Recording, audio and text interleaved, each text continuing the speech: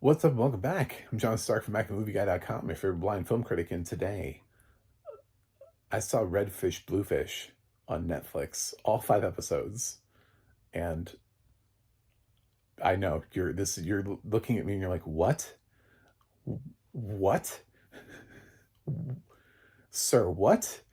Uh it has audio description. It's International Digital Center, narrated by Tristan Snyder. And I wanted to check it out because we don't talk enough about audio description in children's programming. And occasionally I like to dip into it, even though I don't have kids. I think people can get away with it because they don't have kids. And so you have to get, I mean, we don't even have enough blind film critics. I'm trying to get more of those. So I would have to find somebody who's willing to also put their stuff out there, who's blind and a parent, or a parent of a blind child, to be able to even talk about this kind of stuff and to understand where it's coming from. And it's like, is this stuff good? Are we meeting the kids' needs? It's sort of a quiet audience that you're making content for, that isn't really going to complain back. Because if you're the younger the programming, really all it is parents would just notice that their kids are not engaged in the show. And you would get that with sighted kids. Like your kids aren't going to like everything just because it's on TV anyway. They're going to be more drawn to certain programs, certain things, that likes and dislikes, like everybody is. So it's hard to say what is actual quality audio description in children's programming if the target demographic isn't talking about it. So in the target demographic for this being, I would say, kids aged 3 to 7. It's not educational. So maybe like 4 to 7, 3 to 7, 4 to 8, somewhere around in there is where your kids are going to be. Your kids are going to start aging out of this, especially if they're watching it. Sometimes you can get a show like this. Like when I was a kid, I used to watch the shows that I had already been watching that ran on like Nickelodeon and places like that were aimed for younger audiences because I was already watching them. So even though they were the more little kid, sort of Nick Jr. type shows, I would watch them even as I was getting older because I had already been watching them. So back in the day, I had stuff like David the Gnome and Little Bear, and I would watch stuff like that and be like, well, this is fine. Even though I preferred the Nicktoons more, which were aimed at older audiences. Obviously, Doug is not aimed at 4-year-olds because they don't understand Doug. I mean, it's a cute cartoon, I guess, to look at, but Doug was made for older kids that understand school and complex relationships between humans. So, yeah, I would say if you're not starting it, you're on a 3 to 7 or 4 to 7, 4 to 8, somewhere around in there. Then yeah, it's a little bit. It's not what you would start with. Your youngest kids. It's not Sesame Street.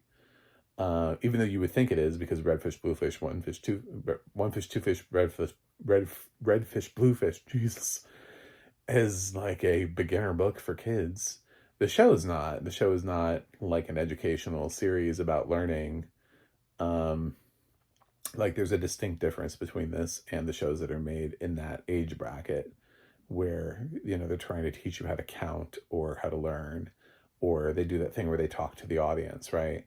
The fourth wall. None of that's here. It's just kind of like two fish doing kind of goofy, very accessible, friendly things that is fun to watch, but is not necessarily like a learning tool for anything. So the fourth episode is the Christmas episode, so that's fun. It's a holiday episode. They're putting up a tree and everything, so that was cute. But otherwise, yeah, there are just other animals that they interact with, different things that they have to do throughout. You always have that little gag where you have a character that doesn't need to take a bath, is taking a bath. They've done this with SpongeBob too, like SpongeBob taking a bath, and it's like, but he's a sponge and he's underwater. how is he taking a bath? With what? He, so one of the like in, I think it was the first episode. It was either the first or second episode. Uh, one of the fish takes a bath, and I was like, okay. I mean, makes no sense, but whatever. It's for kids. They'll find it funny. And I get why we do this, because I think we put animated characters doing things like brushing their teeth and taking baths because it'll inspire our kids to want to do the same thing so that they have habits in life and build. So that's why you put those kind of things in there. Even in a show that's not educational, it's showing you things like kindness and showing you things like hygiene, uh, and friendship and all those kind of things, like positive things that we want our kids to have in general. So this was fine. I sat through 5 episodes of it. It didn't, like, it wasn't painstaking to sit through it. Tristan Snyder's audio description is great. This is exactly where Tristan needs to be hired all the time. I've long said that Tristan is perfect for kids stuff. He did a movie last year for Netflix, the unicorn one, Thelma the Unicorn. It was great. And it was just like, it was perfect casting and timing and everything for that. And he's definitely somebody who should work a lot more in kids. So it just, he has the right voice for it. It's the right tone. Kids will be engaged by it. He feels like he's on their level. Everything. Just a perfect tone. I thought he was so weird on Immaculate. I was like, what is happening here? But anyway, I'm familiar enough with Tristan's work. I like his work a lot. And I was delighted that he was narrating this. I think the writing is fine. It's a pretty simple show to describe, and it's not dialogue driven, so there's plenty of description in there. So yeah, it's a cute show, and I would say this is audio description done right for kids. I've seen a couple of the programs, and sometimes studios get away with whatever. There was a show, Hop, that was on HBO Max, and then when I started watching that, I noticed that it was like text to speech, like the pilot was text to speech audio description. I was like, what's happening here? But then later on, they started using human audio description. It still wasn't great. I still wanted more from Hop. And Hop was a show about, it was supposed to be a show really for representation for kids with disabilities, because each one of the creatures in that show had some sort of disability representation that was thrust upon them. But the audio description wasn't addressing all of them. It was just sort of ignoring them and moving away from them. So sometimes we're afraid to talk about things, like Disney can't figure out how to address representation in things like Percy Jackson. So just no kid has any sort of ethnic diversity at all. They're all, even though they've intentionally cast diverse for kids, and so all the sighted kids can see themselves represented. For blind people, they're just, I don't know what to do here. We can't bring it up. Why not? Sighted people could see that. A sighted kid could see that. And I always approach this from the fact that we live amongst you. So when you create disparities in audio description, you're always creating like different experiences. So if there's like a family, right? One of the kids is visually impaired and needs audio description, but their siblings don't.